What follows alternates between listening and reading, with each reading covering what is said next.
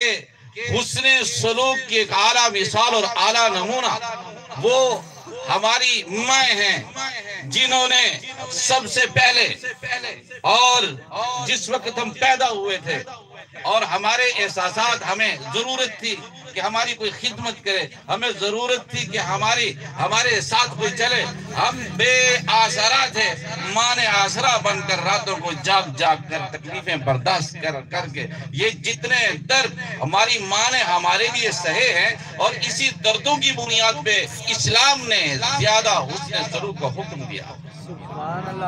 یہ انہوں کے اندر درد زیادہ تھا، تکلیف زیادہ ہی، تمہاری خدمات انہوں نے زیادہ کی، اسی لیے یہ ان کی اضافی خدمت۔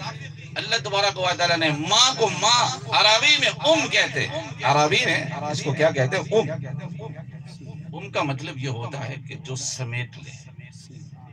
القرآن سورۃ فاتحہ کو کہتے ہیں الحمدللہ رب العالمین، اس لیے اس کو القرآن کہا جاتا ہے کہ جتنے بھی قرآن مجید کے مضامین ہیں سارے کے سارے سمٹ کر سورۃ فاتحہ میں موجود ہیں۔ اللہ کی معرفت ہے، تعبد، اور اللہ تبارک و تعالی نے ذکر انبیاء بھی اس کے اندر موجود ہے، اور عبادت کے طرق طریقہ کار بھی اس میں موجود ہے۔ مطلب یہ ہے، یہ قرآن مجید کی کنڈنسیشن ہے، قرآن مجید کا خلاصہ ہے، قرآن مجید کی قریب ہے، اور قرآن مجید کے تمام مضامین کو سمیٹ کر سورۃ فاتحہ میں جمع کر دیا گیا، اس لیے اس کو کہتے ہیں القرآن۔ یہ القرآن ہے۔ ماں کو ماں اس لیے کہتے ہیں کہ ماں اپنے بچوں کے دردوں کو، اپنے بچے کے پریشانیوں کو اپنے اندر سمیٹ لیتی ہے، اور اسی مادے سے امام ہے۔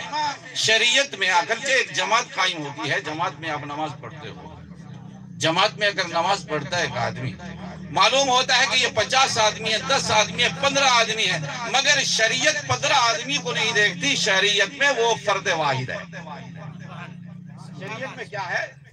وہ فرد واحد ہے، ایک آدمی ہے۔ اگرچہ کتنے لوگ موجود ہوتے ہیں، 50 ہے، لاکھوں کا مجمع ہے، مگر ہماری گنتی میں وہ لاکھ ہیں، مگر شریعت کی گنتی میں وہ ایک۔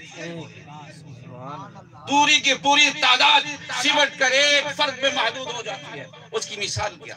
مثال میں آپ کو دیتا ہوں۔ جب امام صاحب نماز پڑھاتے ہیں، پیچھے جماعت ہے، بہت بڑی جماعت ہے، اگر آپ امام کے آگے سے گزریں گے گناہگار ہوں گے، اگر مقتدی کے آگے سے گزریں گے گناہگار نہیں۔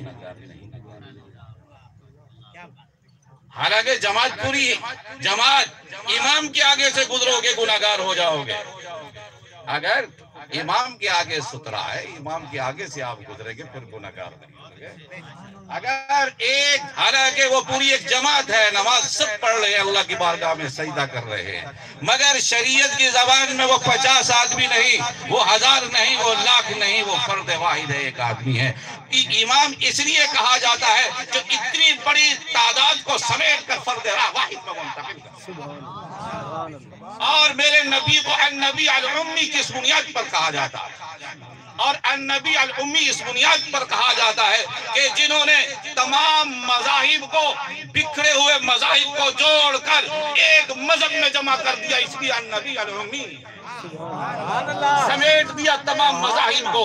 جس پیغمبر نے تمام مذاہب کو سمیٹ کر یکجا کر دیا، اس کو کہتے ہیں نبی الامی۔ سبحان اللہ، سبحان اللہ۔ یہ نبی امی نبی ہیں، یہ خاتم النبیین ہیں۔ ہم یہ کہتے ہیں کہ جناب نبی پاک صلی اللہ علیہ وسلم، نبی کا معنی ہے جی وہ پڑھتے نہیں تھے، جانتے نہیں تھے، پتہ نہیں یہ کہاں کی لغت ہے ان کی۔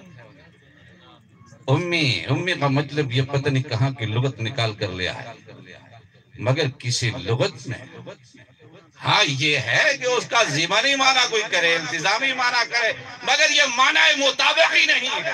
معنی مطابقی یہی ہے کہ پیغمبر نے تمام مذاہب کو یکجا کر کے اسلام کی صورت میں پیش کیا، اور یہی اسلام کی صورت میں پیش کرنے کی بنیاد پر نبی پاک صلی اللہ علیہ وسلم کو النبی الامی کہا جاتا ہے۔ اور آپ کو ایک بات بتا دوں، ایک بہت اہم بات ہے، ہم پیغمبر کو، نبی کو سمجھتے ہیں اپنے احساسات کے دائرے میں، لیکن پیغمبر کی شناخت احساسات کے دائروں کے اندر سمجھنا نہیں ہے۔ سبحان اللہ. اور یہ سب سے بڑی غلطی ہے.